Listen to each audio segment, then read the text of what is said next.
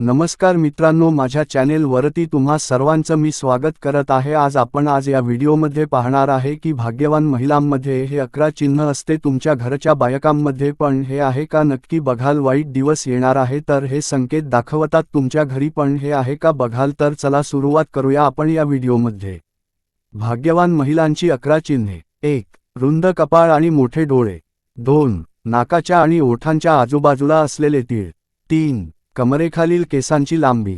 4. शरीराच्या डाव्या बाजूला जास्त तीळ। 5. पायांच्या तळव्यांवरील कमळ, शंख, चक्र किंवा हत्ती रेषा। 6. लांब बोटांनी लांब, चमकदार नखे असणे। 8. सर्व पायाची बोटे समान असतात। 9. पांढरे आणि सरळ दात असणे। 10. वरच्या 2 दातांमधील वाईट दिवस संपल्याची ही चांगली चिन्हे आहेत। 1. सकाळी 3 ते पहाटेचे 5 च्या दरम्यान अलार्म न लावता जागे होणे। 2. स्वप्नात देवदेवतांचे दर्शन होणे। पहाटे 3 वाजता कधीही उठू नका, त्यामागचे रहस्य जाणून घ्या। जर कोणी अचानक पहाटे 3 वाजता वारंवार जागे होत असेल तर याकडे दुर्लक्ष करू नका। हे एक अत्यंत शुभ चिन्ह मानले जाते। असे मानले जाते की पहाटे 3 वाजल्यानंतर देवदेवतांच्या शक्ती जागृत होतात आणि त्यांना तुम्हाला अनेक गोष्टी सांगायच्या असतात। अशा परिस्थितीत पहाटे 3 वाजता उठणे हे यशाचे लक्षण मानले जाते आणि पहाटे 3 वाजल्यानंतर देवाकडे मागितलेला आशीर्वाद कधीही अनुतरत राहत नाही।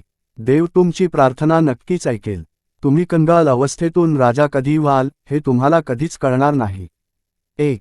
जर कुठे सामुदायिक मेजवानी चालू असेल तर तिथे नक्कीच मीठ दान करा, पीठ किंवा डाळी नाही।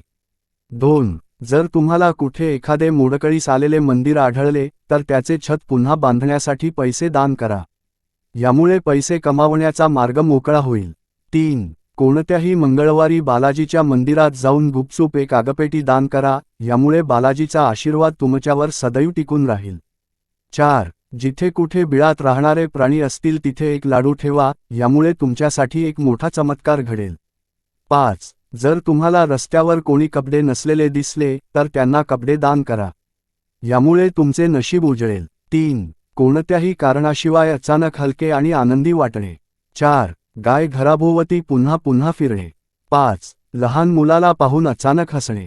6. देवाचे नाव वारंवार ऐकणे किंवा पाहणे। पूजेनंतर जळालेल्या वातीचे काय करावे? शास्त्रानुसार जळलेल्या वातींमध्ये सकारात्मक ऊर्जा असते, म्हणून त्या कधीही कचऱ्यात टाकू नयेत। 10 दिवस सर्व जळलेल्या वाती गोळा करा।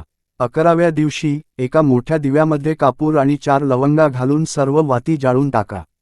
त्या दिव्याचा धूर घरभर पसरवा आणि तो छतावर ठेवा। दुसऱ्या दिवशी त्याची थोडी राख एका पेटीत ठेवा। जेव्हा कधी तुम्ही कोणत्याही महत्त्वाच्या कामासाठी किंवा परीक्षेला जाता तेव्हा लसीकरण करून घ्या। मुलाची दृष्टी दूर करण्यासाठी थोडी राख 7 वेळा शिंपडा आणि नंतर ती झाडांवर शिंपडा। जर राख जास्त प्रमाणात असेल तर ती झाडांच्या मातीत मिसळा।